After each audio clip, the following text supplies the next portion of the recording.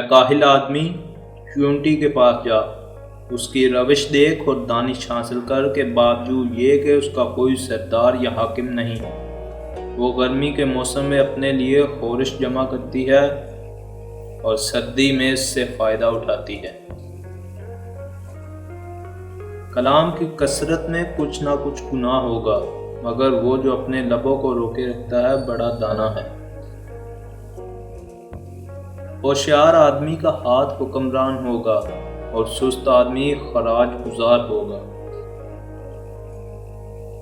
خداوند تعالیٰ ان 6 چیزوں کو ناپسند کرتا ہے: اونچی آنکھیں، جھوٹی زبان، وہ ہاتھ جو بے گناہ کو اذیت پہنچائے، وہ دل جو برے منصوبے باندھتا ہے، وہ پاؤں جو جلد برائی کی طرف دوڑتے ہیں، وہ گواہ جو جھوٹ بولتا ہے، اور وہ جو بھائیوں کے درمیان جھگڑے برپا کرتا ہے۔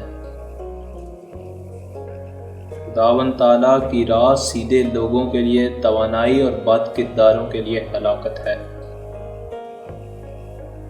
کوئی انسان شرارت سے پائیدار نہیں رہ سکتا، لیکن صادقوں کی بنیاد کو کبھی جنبش نہ ہوگی۔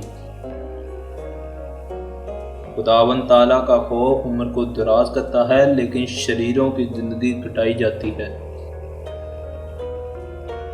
وہ دولت جو بطالت سے حاصل کی جاتی ہے اور محنت سے فراہم کردہ بڑھے گی۔ ملائم جواب غصہ کو کھو دیتا ہے، مگر کرخت باتیں غضب انگیز ہیں۔